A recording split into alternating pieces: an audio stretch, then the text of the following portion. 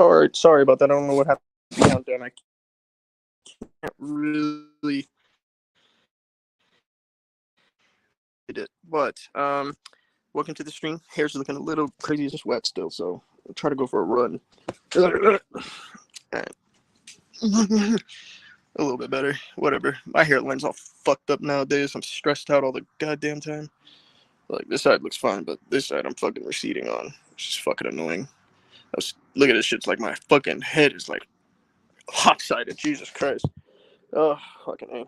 Alrighty, well, we're live. Today what we'll be doing is showing off how you use pesticides and how you transplant. So, for instance, right here we have, let's set up the camera, a bottle of vinegar.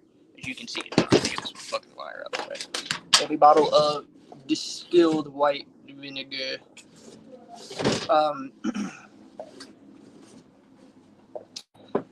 Vinegar is a pest repellent. It's an organic pest repellent. Vinegar, let's see what this is derived of. Ingredients, distilled white vinegar. And it has a strength of 5% acidity. So the acidic part is really what we use. The reason being is that most bugs don't like the smell, and when they come in contact with the acid part of the vinegar, it burns them. On top of that, we've made our own little concoction here. That's a mixture of baking soda and distilled white vinegar, and that's it. You can also add hydrogen peroxide. You can add neem oil. You can add rosemary, peppermint. The list goes on and on of pesticides, plant extract oils, extracted plant oils. So that's like, when they like press the plant, it releases like an oil. That oil you can use to deter other pests. So rosemary is known to deter pests. That's why a lot of people plant it. That's why I also plant it, but I also spray rosemary oil on my plants because of that.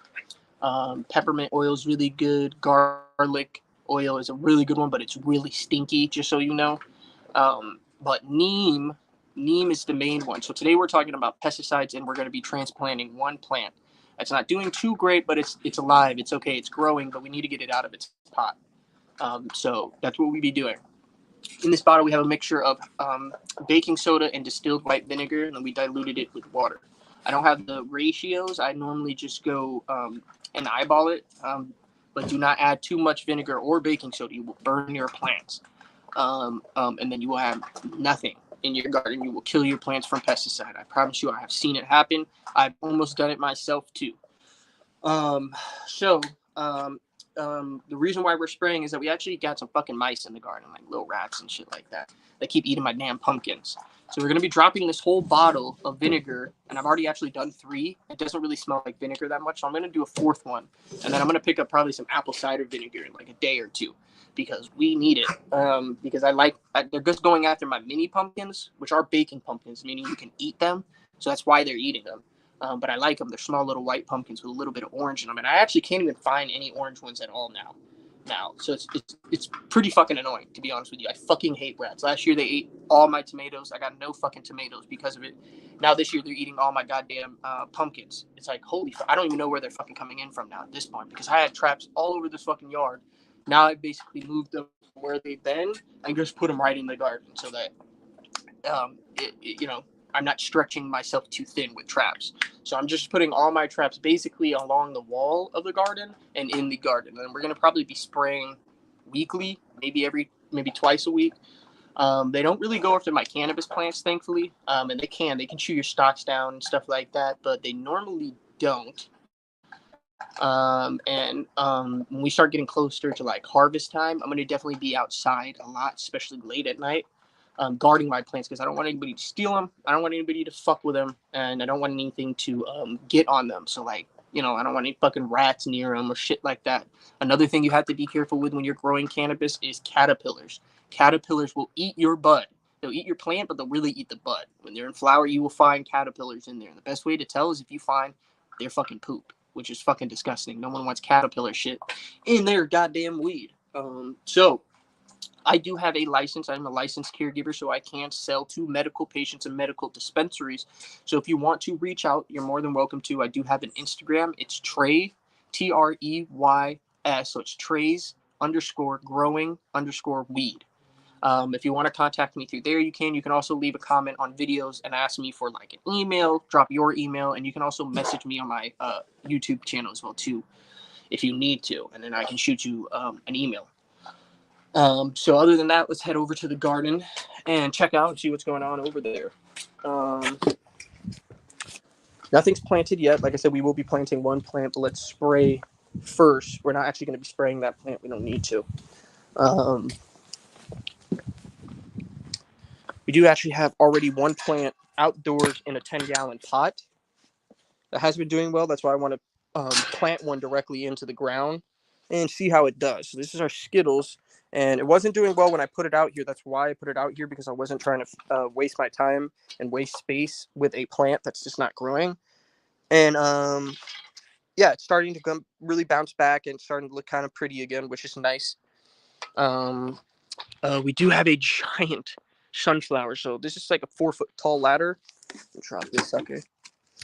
And I'm 6 foot, like 6'1", something like that.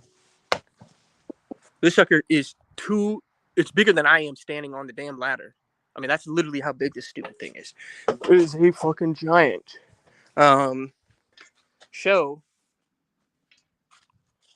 you know, everything's doing well. This is going to be our premier bed right here. We did just order some fertilizer. So if you've seen it, I did do a community post. We ordered 50 pounds of flaxseed meal, 25 pounds of alfalfa meal.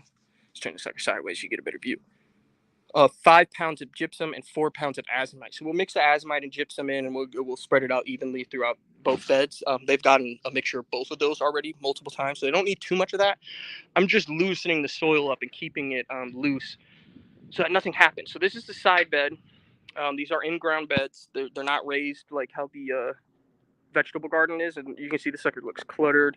It looks kind of crazy. I kind of probably need to come through and kind of move this sucker over. He keeps trying to like lean the fuck over there, and I'm like, dude, will you grow? It's because, guys, I'm gonna trim the sucker today. Here, this sucker go this way so it doesn't hang that way. So this is a cherry tomato packed with cherries all up and down it. So let's see if we can find some more here. We got an early girl bush right there, aroma on the other side, aroma here, aroma kind of mixed in there, and then another cherry. Then we got some zucchinis, and then we got our potatoes are all over there. I did direct show some pumpkin seeds, and they are starting to pop up. That's a fairy tale over there. Hold on, let me get some of this dirt off of that. That's a fairy tale. I think these are jack-o'-lanterns. So those are like 25-pound orange pumpkins. These are orange pumpkins too, but they're more decorative. They're not for carving. That's like a carving one. We got some sunflowers. We got a white pumpkin that's already popped up. It's not doing too well, but we'll see what ends up happening. Probably dealing with the cold. Then we got our pumpkin patch. Sucker's huge. It's going to overtake everything. We do have some watermelons. They are in there, and we have some indoors, but we don't have a ton of them. So we got black diamonds and Charleston grays. That's what we'll be growing this year, probably. I do have some more, but they're not big. Those are bigger, so they'll probably produce more and then end up taking over the garden. We activated our mulch a couple days ago. We dropped a ton of biochar and potash, rock phosphate, and dried molasses and some lignite throughout both beds. And so the lignite's just to help with terpene production, overall health, flowering sites, and growth, because it has a lot of magnesium in it, and that'll help your plants grow faster. The biochar was to activate our mulch and give microbes a beneficial area to live in, and then the dried molasses was also to activate the mulch. It is dried back, but I'm not going to be watering it anytime soon because we want to be planting in this as soon as possible. So we need it to dry back a bit so that we can plant in this and not kill our plants immediately on contact. But the pumpkin patch is doing great. We got 3 big pumpkins. There's one. There's a bigger one. So far, that's the biggest. It got really cold. I think that's why that one turned orange. Because I don't think that's going to get very much bigger now that it's turned orange. So now we're really trying to focus on these 2 getting bigger. These are 100-pound pumpkins, so hopefully we can get closer to that. If not, I mean, that's a giant fucking pumpkin. That's like a big ass pumpkin right there. It doesn't look as big on the camera, but whatever. Got our flower patch suckers going, looking good. Got our lemon queens.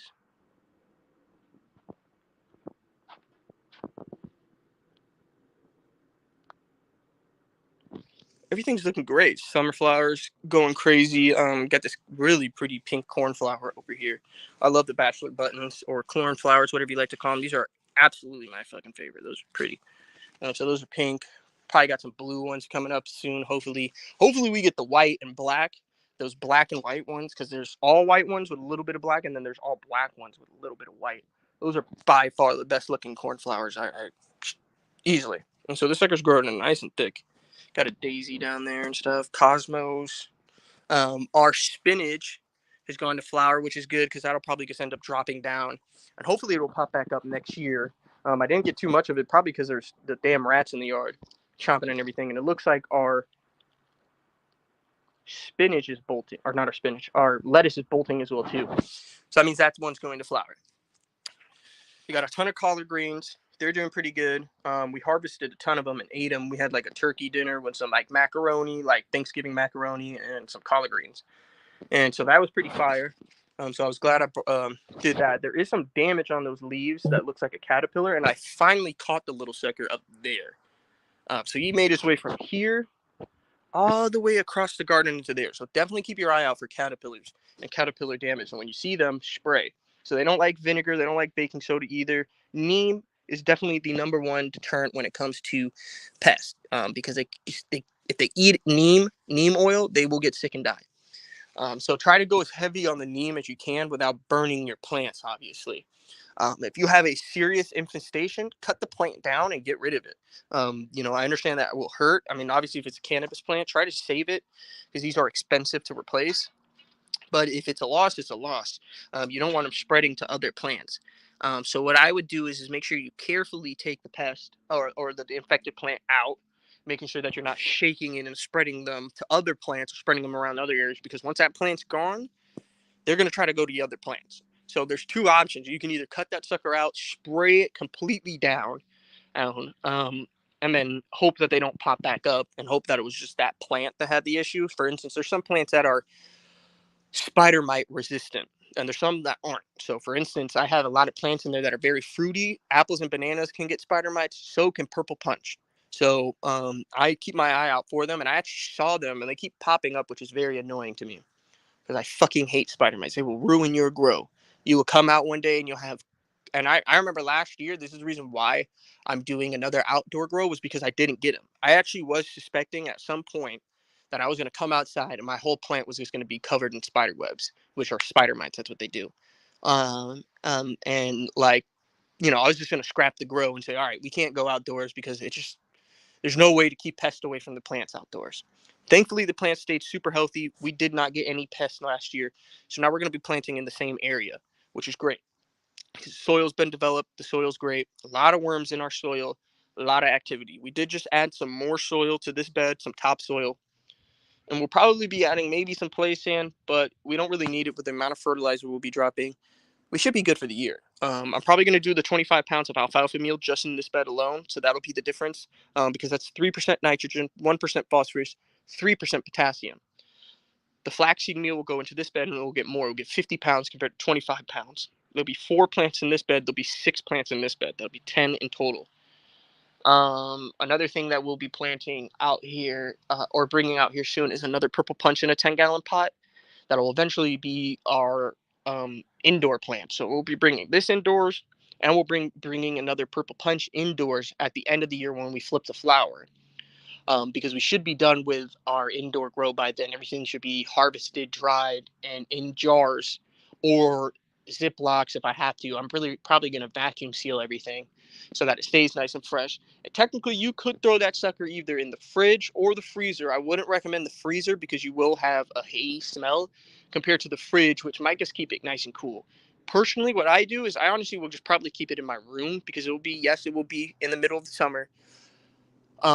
Once we finish, we're probably around August when we finish that indoor grow, I would assume, because it's June right now. If we get the plants this weekend and we let them veg out for the rest of June in our organic setup, all the plants go outdoors. We flip the indoor into flower. We'll have June. We'll have all of July and all of August for flower, and that's basically all you'll need. You need about like 2 months. That'd be about 4 weeks. That's 60 days. It's not that long. 60 days is normally what most people go to. You don't need to go too much farther after that. It really just depends on the strain. Like if you had, like personally, I have an animal mince in there. Animal mince will probably be the last thing we end up harvesting. That's why it's probably going to be somewhere closer to this end of the bed, but behind the purple punches. So somewhere probably in the middle, just so that we don't shade out other plants at the end of the day. So the purple punch will get giant outdoors. That sucker can get to 6 feet tall, which is a giant fucking plant that's the same size as I am, and will produce 2-3 pounds of weed outdoors. Um, and then if you're indoors, you can get a pound off of that as well too. So purple punch is great. Animal mince is great. I'm looking at picking up like a biscotti for the indoor. I'm looking at picking up a Gelato 41 and probably Skywalkers. Probably like 2 Skywalkers, a Gelato 41, and then what was the other one? Like 2 biscottis. That'll be 5 plants. That's like $75. Plus, I think I have a deal too, like a 20% off for my second time coming. Should really only be like $65 or so, something like that, for 5 plants. And then I think they had an animal mince. I don't know if they still have animal mince there. If they have animal mince, I'll probably pick up a second one because it's a sativa, and I want probably 2 sativas outdoors. I'll have what's else going about there? Skywalker will go here, so we'll go purple punch, animal mince, hopefully that's 4, Skywalker OG, and then Oreos, the nice and healthy Oreos. Then we'll have the second Oreos right here, wedding cake. So that's I think that's 3 in this bed or 4, something like that, because it's what is it? Fuck, I gotta go back over now. Purple punch, animal mince, Skywalker OG. The 2 Skywalkers that I'm getting will go outdoors. The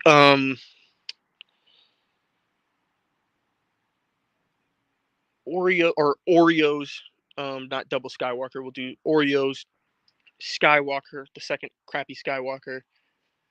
The second Oreos, our second wedding cake, and then another wedding cake. So 2 wedding cakes will go here. Oreos and Skywalker will go in here. So Oreos, a lot of wedding cake, a lot of Skywalker, a lot of Oreos, a lot of animal mints, and a lot of purple punch. So we should have like 2 plants of each.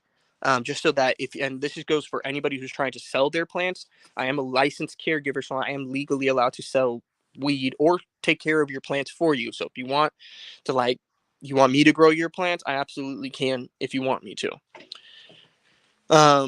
But yeah, we're gonna try to do 2 purple punches, 2 animal mints. I need to pick up 1 more animal mints. If we can't, then it's not that big of a deal. We'll probably just end up moving it over here and moving the premier wedding cake over. So we're trying to do 2 animal mints, 2 purple punches, Skywalker and Oreos, another Skywalker, another Oreos, and then 2 wedding cakes will go here. One there in the car, like kind of back in the corner.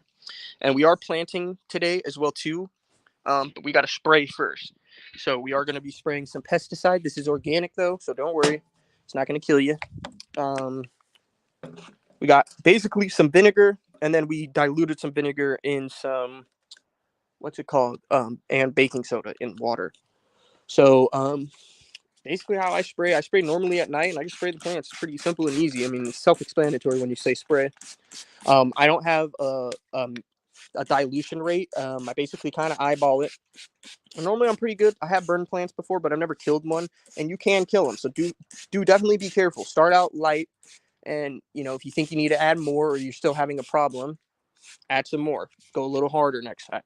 But don't go too crazy the first time, because you will kill your plant. And I don't wish that upon anybody. Even though I'm trying to sell weed, I want you to have a good time with weed. That's probably what's going to get you to come back and smoke again. If you're like, well, every single time I try to grow these things, they die on me. Like, I just hate it. It makes me not want to smoke weed anymore.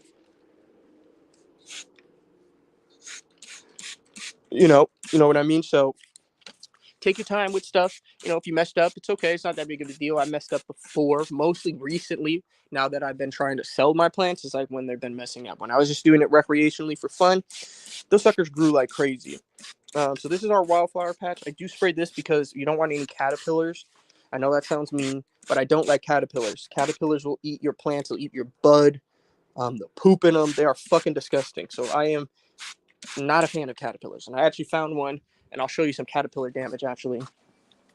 Might be able to find, because this is a lot. That's a lot of caterpillar damage, and it's very close to my cannabis spot. So let's spray under our leaves here. But I did find the sucker the other day and kill him. So I'm hoping that was just him and there's not more. I haven't seen any butterflies really this year. I only really saw like one or two.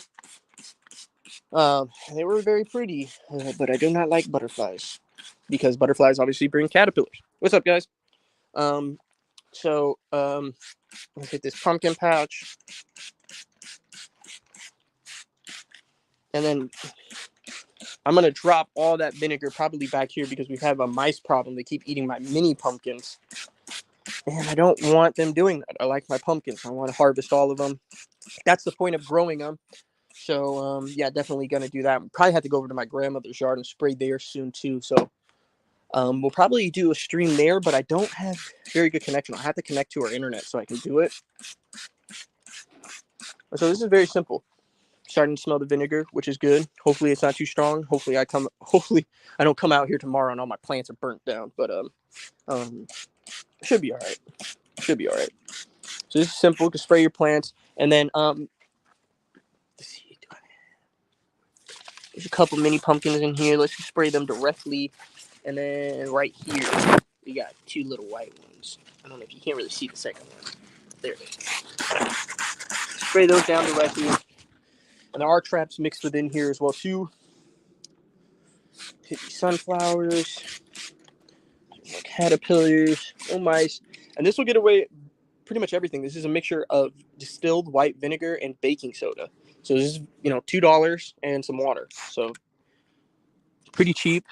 This will get rid of mosquitoes, flies, gnats, caterpillars, aphids, spider mites, pretty much everything. Spray my collard greens down. Anything nice and healthy. And the way this reacts is that the acidity, and so that's caterpillar damage. So we clearly had some, and I did kill the one I saw. So hopefully it was just that stupid idiot, and he's dead now. And we don't have to deal with this, but make sure you spray the underside of your leaves because that's where caterpillars and most pests like aphids and things like that like to hang out. So you got to do your due diligence. You got to know how to take care of your garden if you want to do it, or you're just gonna attract pests into your yard, and there's no reason to do that. That's not any fun. Can I turn my flashlight on? No, I can't. Stupid. All right. That's the one thing I don't like about StreamYard is that they really don't let you do much. Spray this cannabis plant down because this sucker can get attacked as well too. We're looking good. Alrighty. So knock that off. My hand hurts. I'll show you how to spread your vinegar correctly. So you don't want to pour this directly on your plants. You're going to want to pour these in corners or in areas that you have something that can absorb. So like, for instance, I got this glove right here. This will absorb the vinegar and smell so that the one, it doesn't wash away.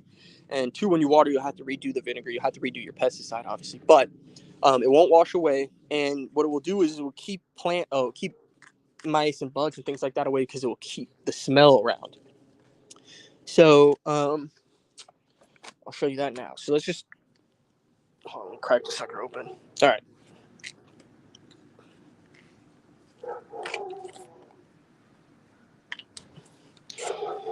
Simple as that. Pour the vinegar directly on and drop it near your plants. So for instance, I'm going to drop this sucker right here next to the pumpkins, those little white pumpkins I showed you earlier. I put in some, and then I'll actually show you some of the damage. So this is what, you can tell something's been biting on this. This one got eaten pretty much in half. And this one got nibbled on. So I just got rid of it because it's not worth anything. I like to sell my pumpkins too. And I was planning on selling them at like a farmer's market. Can't sell those. So I have a Jordan that I don't wear back here anymore. I'm going to just pour the vinegar on there. And let me find the other shoe, actually, because it's dark. All right, there it is. There's the other one. So that'll kind of keep them away because it smells like me. And two, it smells like vinegar. So it smells like humans and vinegar. The two things they don't like. Another thing that I'll be doing is I have a dog run right here. I don't normally utilize it during the growing season. I will be using it during this year. I'm also, so I have a German Shepherd, I have a Husky, and I have a Belgian Malinois. The Malinois is the biggest. The German Shepherd's the smallest right now because he's still young. But what I'm going to do is I'm going to leave the German Shepherd out here at night, though. And then I'm going to bring his cage out here, which has like a bed, has 2 beds in it. I'm going to bring a blanket in there and cover him up with the blanket so that he stays warm. And then, I'm just going to leave the cage open so that he can kind of walk back and forth. So he can go into the cage and sleep if he wants to stay warm. And, he'll be fine. I got to clean it up a little bit back here, but I'm also going to be leaving the Husky, which is a girl. That's why I'm not keeping them together. The Husky will be in the regular part of the yard. The German Shepherd will be back here. So there'll be no way for any mice to get back here because there's just too many damn dogs in the yard. So another thing that I will be pouring on top of, I have a fabric pot, and I'll teach you this. I have not made a video about this yet, so this is like a little sneak peek. This will be hard to see. I have a black fabric pot under that pumpkin. Now, if you know why, it's because bugs will eat the shit out of your pumpkins and they'll look crazy on the side touching the dirt. And then it'll kind of ruin your whole, thing, So I use this tarp. Now, I didn't use this last year, but I will be using this from now on to grow our pumpkins across. And actually, if I would have done it, I would have done this better. I would have actually started the pumpkins back here. I would have had the tarp all the way back here to there. It's just kind of like folded in half right now. So it's only really covering to like about right here, and then it stops. But the watermelons will be able to trail us across this and not get dirty. The pumpkins will do the same. And we have a lot of really cool pumpkins from like Blue Jardales, which are like baking pumpkins. It's like this little green one. Can't really see it anymore. It's too dark. To the mini pumpkin harvest blend, to winter squashes, and to the Big Macs, the really giant ones back there.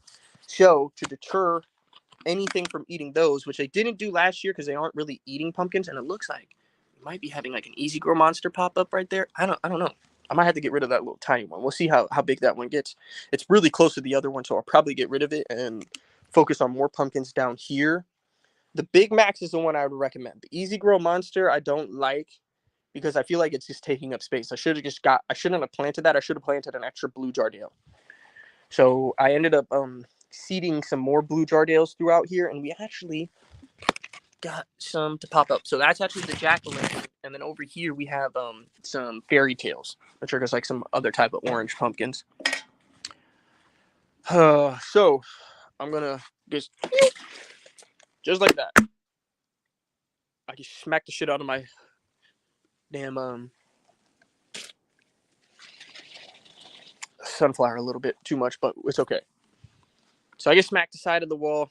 That's just to keep anything from coming over to this side. Most of this is probably going to go over. Actually, let's do this here. Right onto the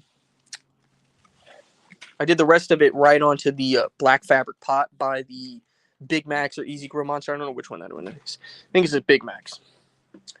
But we are doing pretty good this year. Other than that little mess up, I had a lot of like orange pumpkins. I think the rats got to them, like mini orange pumpkins. I think the rats got to them, and then I had a lot of little white pumpkins that they obviously got to. So hopefully that deters them, that stops them. We're going to be putting the dog outside as well too, along with the Husky and German Shepherd. So that should be it. Let's spray the rest of this sucker down, and then we're going to transplant some plants outdoors. Just one though.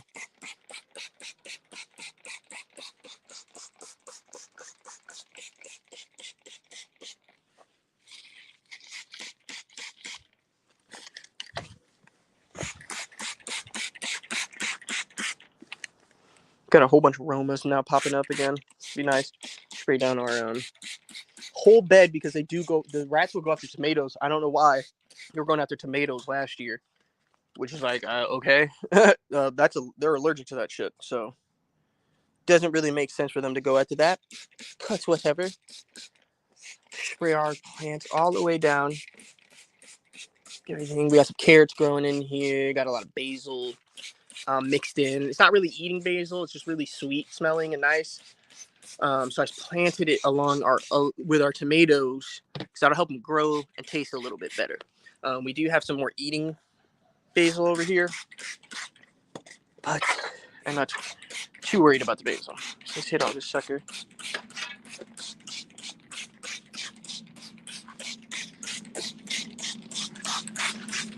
Got a Mongolian sunflower going to flower. Those will be kind of fun to see. Those are big giant head sunflowers. There's a single head. They're not going to do multiples, which is fine.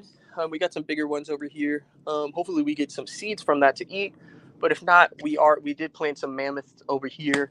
I'm going to get some more mammoth sunflowers to plant around the yard. And then we started some indoors, so we'll probably start some more. Take those over to my grandmother's house, plant those there. And then we're going to plant some up front. Plant some more throughout here. And that's about it. I don't really have a ton of space for more sunflowers because this area needs to be clear, obviously. All right, so let's finish this sucker, spray all these suckers down.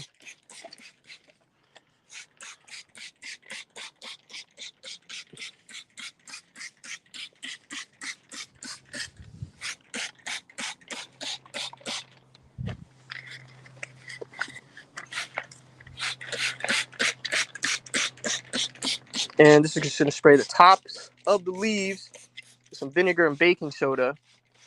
But that'll make the whole, pumpkin patch smell like vinegar, which it does. I do have a small scent of vinegar. Like I said, I do want to go pick up some more. Apple cider, probably like 3 bottles.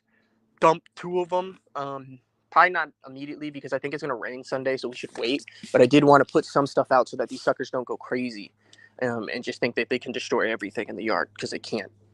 The next thing I need to get is some neem oil for sure. I say that'd be like the last thing to pick up. All right, so I'm going to dump the rest of this sucker back here where it really needs it, because this is where most of the mini pumpkins were. Hopefully, as the plants start to trellis more farther down that way, when we turn them back around, we get some more mini pumpkin harvest blends. I think I planted some seeds in there, but they haven't germinated yet. I am excited about the jack-o'-lanterns. I think those will be cool. Those are like 25-pound pumpkins. Hopefully, we can get them up a little bit bigger than that. We will be regrowing those again next year. The jack-o'-lanterns, the Big Macs, the blue Jardales, the buttercups, and probably mini pumpkin harvest blend again too if we get any. If we don't, I'll probably just have to buy more seeds. But hopefully we get some, and then I can keep our seeds from this yard, because they'll be more adapted to grow in this area than seeds that were grown in another area, if you understand what I mean. So if I buy seeds that were grown in Canada, they will probably be very cold resistant. They might not be very much heat resistant though. So you don't want to really do that. You kind of want to buy stuff from your region, because it will be able to grow in your area a lot better than stuff that doesn't normally grow in your area. Now, you can do it, and it will grow. It might not be great the first year, but if you keep those seeds, the genetics and how that works is that each generation a plant gets better at growing in that area. That's adapting. It's almost like evolution in a sense, if you believe in that. I don't really believe in evolution because I haven't seen enough to back it up, unfortunately. They say that we are mostly ape. Unfortunately, it's just not true. 98% of gorilla matches up to a human. So 98%, gorillas are like 98% almost a human. So they're about 98% a human. It's like that last 2% that keeps them from becoming an actual human, like speaking, talking to us and stuff like that. They speak to each other and things like that, but most animals can talk to each other. Orcas, whales, sharks can too. Sea lions. What are those things called? Those giant sea whales, or walruses. Walruses talk to each other. Most animals, ants, all types of things, bees, everything speaks to each other in their own little language. So that doesn't prove evolution. It just proves that with over time, people get smarter. Which is kind of what they say in evolution. But, adapting here. Hey, big boy and buddy. Hey, knock it off. Big boy. Big boy. Stop that. Damn. He likes to attack the other neighbors. Well, he doesn't attack them. They both go after each other. So, big boy, get over here.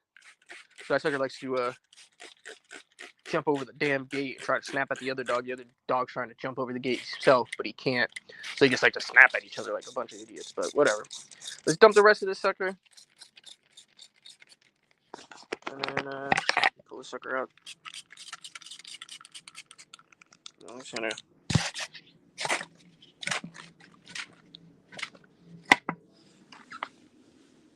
So as you get close to the plant, it smells like vinegar. Hopefully that deters it. If not, we'll get some neem and mix the neem in. Then if that doesn't deter it, I don't think anything will. Because neem is really just for eating. So as soon as they eat that sucker, they get sick. They probably won't go over there and eat that thing again. So that's kind of like, again, another like kind of evolutionary trait in a sense of that, over time they've kind of learned. But again, that's also just kind of adapting to your climate. That's why I don't believe in evolution, because it's like, well, yeah, if I go eat that plant and I get sick, but I don't die, of course I'm not going to go eat that fucking thing again. Like, don't be stupid, right? So it's like evolution is almost either one, show plainly in front of us that we can't notice it, or it's just not true. Like it's like, you know what I mean? So I don't know. Whatever. We can get off the religious topic, but because that offends people. I don't know why religion offends people, other than in the fact that if you were gay, right, and then obviously you wouldn't like Christianity because you don't get into heaven. But that's kind of gay in itself. You know what I'm saying? I just wouldn't be gay then. But whatever. They say they're born that way. That's why they act like that. I don't know. I don't really care. I'm not a fan of gay people. I had a gay neighbor who I was very cool with and very nice to. He took that as me hitting on him when I, kind of showed him the signs that no, I'm not gay and I don't like you like that. He ended up reporting me to the office for being too young to live in that area, and that ended up getting me kicked out. So I'm not a fan of gay people because that's the type of stuff they like to do to other people, especially once they've hit on them. And that's why you don't hit on people if you don't know what their sexuality is. You leave them alone. So no, I'm not a fan of gay people very much, but I'm not also a gay basher at the same time. I'm not gonna bash gay people. But no, I don't like them very much. Simple as that. So let's go out. I'm gonna turn these lights on really quick.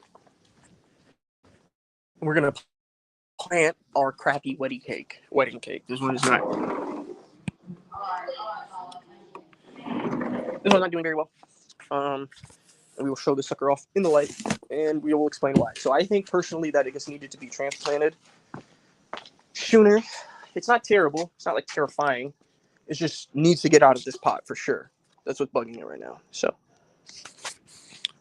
this is what it looks like. Like I said, it's not terrible. It's not great. It's definitely not something I would normally show off on my page. That's why I kind of stay quiet on my page, because I only really show off when I need to.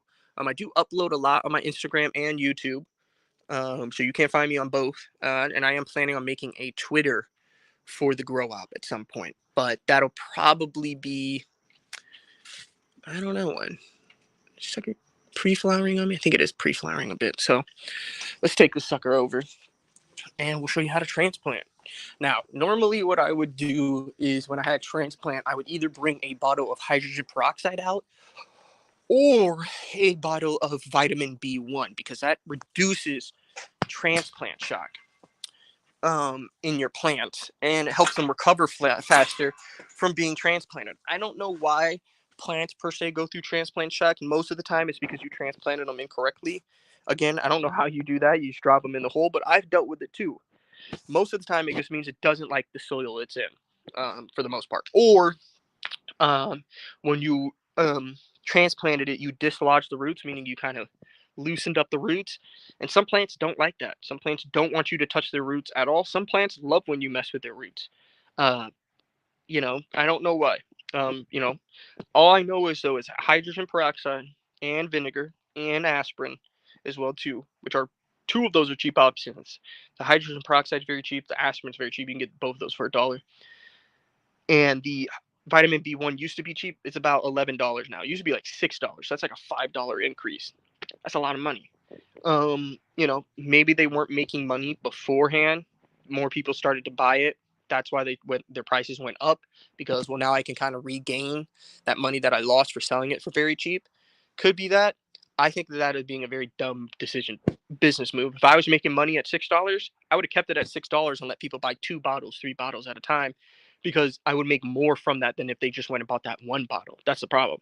You know what I'm saying? So if it was $6 still and I bought 2 bottles, they just made $12 instead of now I can only afford one bottle because I got to buy other fertilizers. I have to buy soil. I can't get 2 bottles of vitamin B1 like I used to for basically the price of what it is now for one. So I don't like that. I think, I never hike my prices. My prices have always stayed the same. I have a crappy ounce if it's out for $50. I have a mid shelf ounce for $100. Normally that's actually my top shelf, and then I have a real top shelf. That's like my indoor for 200 an ounce. So my indoors are $200 an ounce. My outdoor top shelf is $100 an ounce, which would be kind of technically like a mid shelf ounce price. $100 an ounce is about mid shelf when I was coming up in the game. Which is the medical days, which most people nowadays don't know or don't remember because it's been so long. 2018 was the last time we were medically or just 100% medical. There was no recreational weed. And that's what ruined weed, was the fact that they made it recreational. So it's not like as if I still owned a medical dispensary, I could do all the stuff we used to do in the medical days, which would be like giving away weed for free, having discount. You can still have like discount days, but like, I don't even think they're allowed to give out joints, like those free joints that you could get. I don't think they can give those out, or you need to get a special license for that now. And it's like, ugh, Gavin Newsom, you fucking suck. I swear, dude needs to take his ass back to San Francisco. Fucking loser. I hate that dude. He's a fucking idiot. The only good thing he did was pass reparations. That was really cool. Should have went farther. Unfortunately, it doesn't account for 40 acres, I mean, and a mule. Obviously, 40 acres in America would be absolutely ridiculous. No matter where it is, it's America. Owning 40 acres in America, that is a lot of money right there. And then, obviously we wouldn't want a mule nowadays, so that would be probably a cash buyout or something along that lines. Mules aren't cheap either. Mules would probably cost you $1,000, $2,000 to go pick up. So he did give us a lot of money. It is a lot. I think my dad, for the entire time he's lived in California, which has been about 50 years or so, 56, something like that. I don't know. I'm not good with numbers. They'll give you for each year $2,500 for each year you're here in California. So for me, that's like $57,000, which is pretty good. That's a great start to life, to just somebody just give you $57,000. That's a lot of money for somebody to give you. Not, it's not gonna like, it'll change your life. It won't. You probably can't buy a house outright for 57. You could build one for 57 for sure. You could definitely find land cheap enough and put like a mini house on it, or build your own little mini house. Like, go get the blueprint for it, and they'll send you, a lot of times they'll send you the material and the blueprint, and then you just put it together yourself. And then, just putting up something is not hard, like putting up the walls and stuff like that. You don't need really any permits or license to do your own house, as long as you actually get the permit to build it, right? So once you get the permit to build it, which doesn't take long, there are options. So 57,000, not bad. My dad will be getting 200,000, which is pretty good. That'll definitely buy you a house. Even in California, you can definitely go buy a house outright. Might not be in Los Angeles. Might be, up, in northern northern California, not northern Los Angeles, northern California, which is a lot more like wooded. You'll find a lot more cabins, a lot less dense, meaning there's not that many people out there. You're more spread out, but you could buy a house for $200,000 in California, and it's a house in California for a house in California is going to go up in value no matter where it is. If you start doing stuff to it and improving it and making it nicer, the value is going to go up regardless. But in California, it's probably going to double if you do it correctly. Like, so let's say if you bought a house and I've seen houses for like 98,000 in like unincorporated California, which is like the very tip, almost Oregon, but it's absolutely beautiful in that type of area, right? So like, if you wanted like a vacation home, like a winter home to go skiing or just go camping, during the winter, or honestly going camping during the summer is also very beautiful in California. You can, right? And then you could own a little cabin. This wasn't a cabin, but it had like a grapevine, had a whole bunch of really cool stuff in there. I think the roof needed some repairs, but I think I asked, like, so is it like so bad that like if I didn't repair it, it would like start leaking everywhere? And they said, no, it's not like that, like, because legally we want to be able to sell it like that. It's just that it needs to be replaced. Like, it's the original roofing. And it's starting to get old. So at some point you don't need to do it as soon as you move in, but probably within like 10 years, that's what the person told me. Within 10 years, you're going to need to replace it. I'm like, all right, cool then. I didn't end up getting the place, which was unfortunate. But it shows you that, yeah, you absolutely can buy a place. So for instance, like if I even got 57,000, if I just put like 20, 30,000 down on that place, which would pay it off a lot, right? And then let's say they negotiate like, hey, so you want 98,000, will you take 90,000 for it? Because the eight, it's not that much to lose. $8,000. $8,000 is a lot of money. You do definitely want that. The person there said that it's non-negotiable. Like 98 is the cheapest, and they've already like dropped it a couple times, which they had done. That was the cheapest they would go. That's why I didn't buy it, was because I was like, the highest I could go was 90 for them. So they were stuck at 98, would not budge, would not drop 8,000. I think they ended up selling it, but it took a long time. So like for instance, like I would have bought it right then and there. It took them, I don't know, a couple more months, like 4 or 5 months. They did eventually sell it, which is nice. They did sell it, but it took them a few more months. And they did get the extra 8, so they got the 8. But it's like whatever. I would have just took the 90,000 and did, like, but that's my thing. Maybe he was in too deep. Maybe he had done some stuff. He needed that 8. Maybe that 8 was what was pushing him over until he actually did make some money. I don't know. It's not my business. I don't really care. I'm just showing that even if you didn't want to stay in California, let's say you wanted to go to Oregon, or Washington. Oregon's honestly a little bit nicer than Washington because Washington is kind of racist, actually. You have like Spokane, which is like out in the middle of like almost Idaho, right? It's like right next to Idaho, Spokane. Um, you know, the only real nice areas you can live in Washington, like if you're a minority person like I am, is probably Olympia or Seattle. And it's like, well, who the fuck wants to live in Seattle? It's fucking raining all year long, which I don't mind. I actually like the rain, but you can't garden that much, which sucks. You would think like, oh, nice, man. Like I get a lot of free water from this rain. Probably don't have to pay that much for water because of how much it rains up there. There are some states that I do know of that they don't pay anything for water. It's free because they get so much rainfall. It's like, I don't need to charge you. That'd be ridiculous. So if you're a gardener, you would like that state, but you got to make sure it doesn't rain all year long. So like, like a good state, for instance, for that to be would be like New York.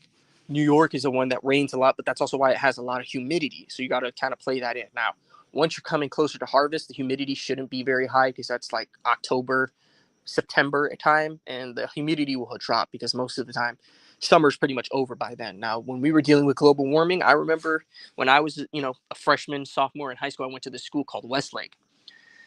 And it would get so hot in the month of October, like late mid-October.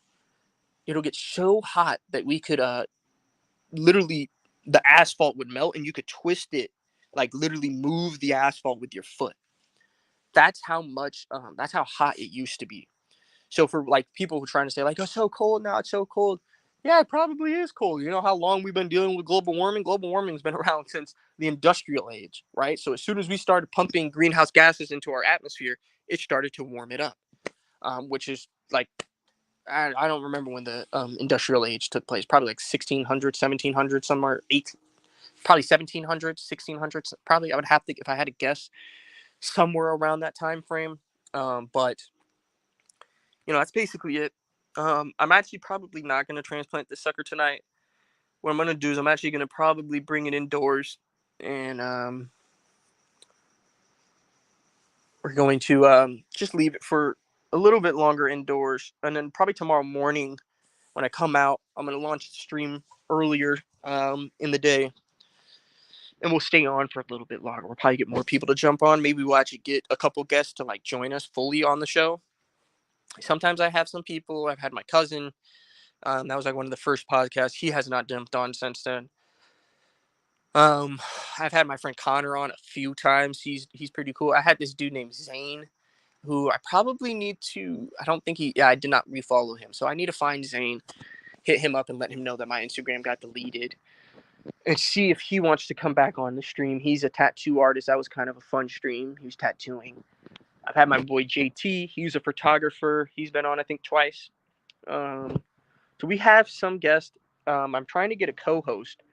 So if you want to co-host with me, you want to jump on here and be a co-host or be my co-host, you are more than welcome to. It doesn't pay, but it will give you free advertisement to your YouTube channel, which is what I think most people find as a benefit, is that whoever subscribed to me probably isn't subscribed to you, because I mostly do a lot of gardening videos and most of my subscribers are females. So if you're, and this is a cannabis podcast, so if you're from the cannabis, world, I don't have the same followers as you. My audience is mostly females, or mostly women actually. It's like 60% women, 40% male. So I don't get that many men in here. Probably the only times I get men are when I'm posting the cannabis. So, but keep that in mind if you do want to join. That these are mostly girls who watch me. So if you want, a girlfriend or anything cool like that, post more gardening videos. Get out in the garden. Actually, that'll get you a lot of girls. Start gardening. Girls love to garden. Girls like to get their hands dirty like that. Makes them feel accomplished. But yeah, I'm gonna go eat. I'm hungry. I haven't eaten yet today, actually, I don't think. But yeah, so we are trying to get a gaming podcast going, or gaming live stream going. I just have to actually figure out how I live stream my PS5 through StreamYard or something along those lines. Or through Twitch, honestly, but I want to upload it to YouTube too, so I don't want it to just go to Twitch or just stay on StreamYard, obviously. I want it to upload to YouTube. So I know Twitch can kind of do that. I just have to figure out a way to live stream from my PS5. So I'll probably do that tonight, and then we're gonna start live streaming. We're gonna start live streaming some GTA 5, Minecraft, Division, which is like a game that takes place during a plague, which is pretty cool because I actually was playing that game before COVID-19. So it's not inspired by COVID-19 at all. It actually came out like literally 2 years before. They had Division 2. It dropped, I think, during COVID-19, maybe. And obviously COVID-19's been, that's 3 years ago. You see what I'm saying? So it's been a minute, which is just sad too, because every single time I think of COVID-19, I really do think of my dog that passed away. Because I had that dude since I was a kid, since I was 11 years old. And yeah, that was really hard when he died. So, all it does is kind of piss me off and make me cry a lot, because he was a good dog. So, but yeah, keep your pets close to you, man. You never know when you're gonna lose them. That was shocking. He was not old. He was only 11, like 12. He just turned 12 the month before, so he wasn't old at all. Dogs make it to, like, especially pugs. I've seen pugs make it to 23 years old, and I was really hoping that sucker would make it to like 15, 17, and just give me some more time. But it just didn't work out that way, I guess. So definitely keep them close to you. That's why I'm really close to these puppies nowadays, because that shit sucked, man. I know I'm crying, I shouldn't be, but that shit fucking sucked. That shit hurt my feelings bad, hard. Seeing my dog die like that. And I wasn't there to say goodbye. That was really what hurts me the most, is that I just never got to say or touch him or do anything again with him for one last time. And that just hurts. That hurts. So keep your dogs close.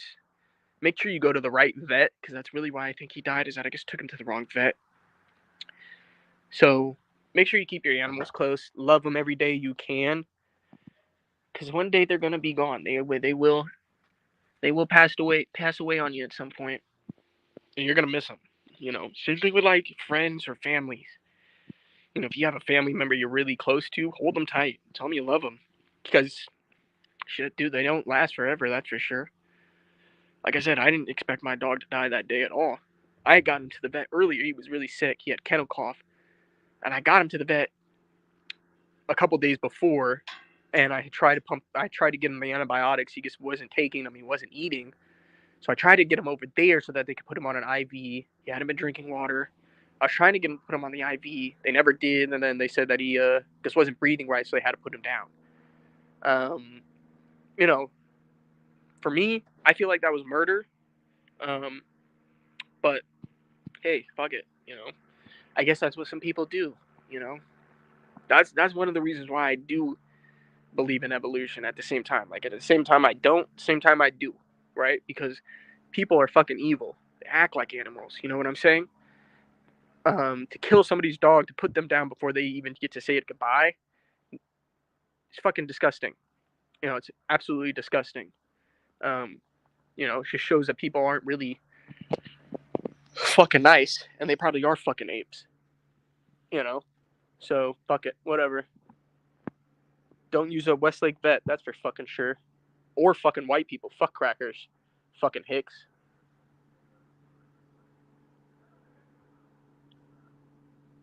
But fuck it. I'm crying. I'm tired. I gotta eat. That's probably why. But keep that message in mind.